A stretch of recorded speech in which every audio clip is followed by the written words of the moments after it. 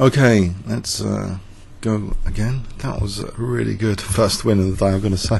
I think it's Tao, it must be Tao. He's woken me up with more chess stimulation. I usually think of positional sacrifices in my own games as a way of waking myself up, but by the same token, maybe if you regularly look at Tao games, maybe that wakes you up as well in a different way. I feel really great for attacking this morning after just going through a few Tao games. And this guy had beaten Simon Williams. If we have a look at his history, Starmley Cyrus had beaten beaten Cowboy, Thingy Cowboy, not Midnight Cowboy. That was a film. Okay, so what did Tao do? I think you played Bishop G5 and Queen D2.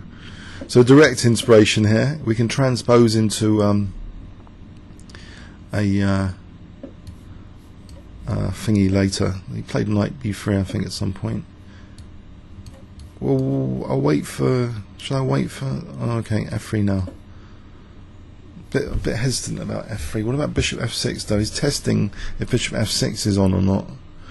I don't really want to give up the dark square bishop. I'd rather retreat it and go into kind of the English attack, transpose back with a bit of trickery to English attack, keep the bishop, put it back on E3 pretty soon. But I've got to watch out for D5s here. D5 hasn't moved his queen yet, so he's got more counterplay maybe than usual. But this knight can go over here maybe. Oh, there's knight E4. Oh dear. No, there isn't. There's knight E4, knight E4 and protecting the bishop. But maybe there was knight E4 there. Knight C1 on A4. So I want to get my king side attack going, but a bit of prophylaxis over here. This knight's, I think, well placed over here now. So can I get a hack and slay attack going? Tau style. I have to try and open up the lines. But how? Knight F5 is a quick way of getting the G file open, but it does lose the knight. What about just H4? Or here, can I just kick this queen and then play G5? Without losing the G pawn today. Trying to learn from yesterday's blunders. So the queen was and the bishop were taking on G5 yesterday, but now that is on there, and he hasn't got knight H5. I'll protect it. Or shall I? It's protected. B3. I don't want to open the A file. That would be slaughter time. So is he really going to exchange queens here with B3? That'd be a bit dull. I hope not.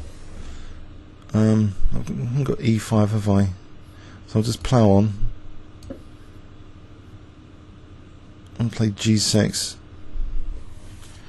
Get to play G6. He could take it and take on F3 maybe. Oh, he wants the exchange of queens. Unless I play C3, I might be in trouble. I think the queen exchange has to happen here, I'm afraid. Boring, I know, boring. But will I survive on the queen side and carry on my attack on the king side? That's the question.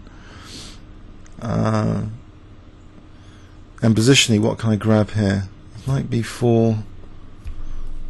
Play this G6, I just lose F3 for nothing. Bishop C4 at the moment. There's knight E5.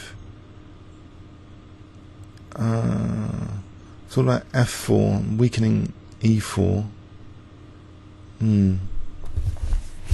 Bishop D2 to C3.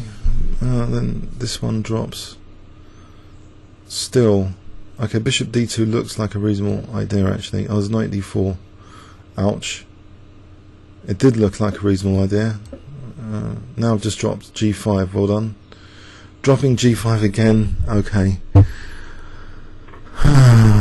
Does it give me a D file to work with?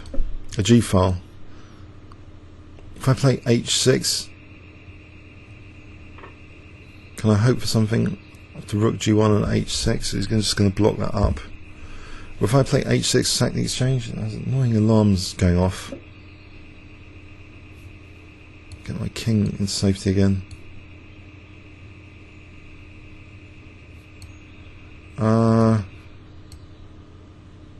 Okay, before I lose another pawn with knight D4. I keep losing the G pawn. It's really not funny anymore, losing this G pawn. If I sack the exchange now for knight h5, that would be good. It's not letting me do that. What about f4, f5? Deprive him of e5 positioning. Oh, I lose that pawn as well. Well done. It just takes. Why don't I just take that pawn? Alright, I've got the F file now as well, as well as the G file. So obviously he's going to crack under this huge pressure now of the F and G files without the queens on. Okay.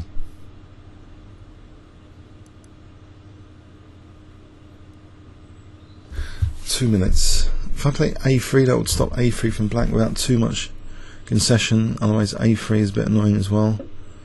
Let's get B4. Okay, E4 is going to drop as well soon. Oh dear. It's grim. Ouch. Oh, there's Rook F2. Almost winning material by force. How did this all go wrong so badly? Can I try for a cheapo? Knight F4 to H5. He takes. Rook G3. There's Rook F8. End of story. There's no Rook G1 or anything. Going into this pin. What, does he want to draw? I'll take a draw. I'm 2 pawns down. What am I going to do? I'm not going to vary, am I? So knight D4 here. At least I'm protecting D3 now with that rook actually. So takes, maybe he's got bishop C4 coming up. Whoops. Oh there, what about rook B3? That gets out some of the trouble, I think. I hope. Otherwise getting slaughtered on the B file.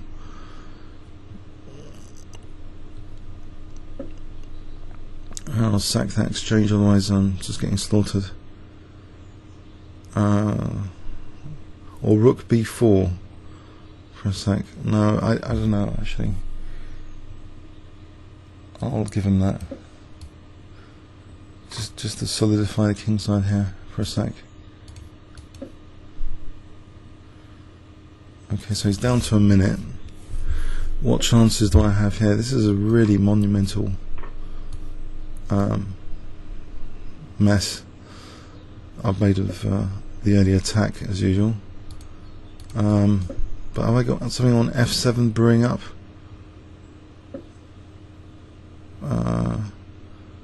Doesn't look that likely here. Unless he moves that D pawn for bishop F7 and bishop B2. Or bishop A3. That looks dangerous.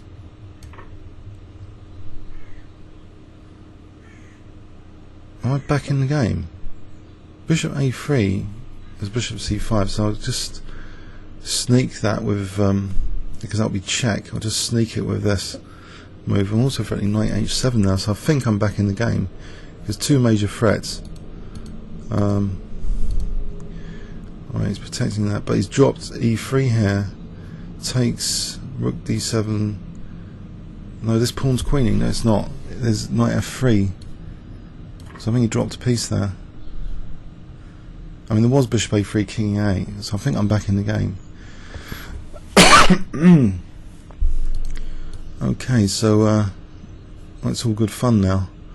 All of a sudden, nice bishops. Ready to go on A3. Knight E6 there would have won a piece. Oh dear. Let's just do another move again. Oh, now so attack this rook. Don't tell me I'm going to mess it up now after all that. It's bishop A3 here.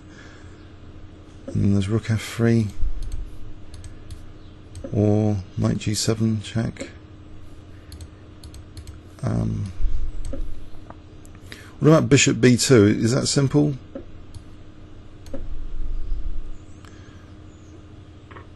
Okay, D4 is now loose.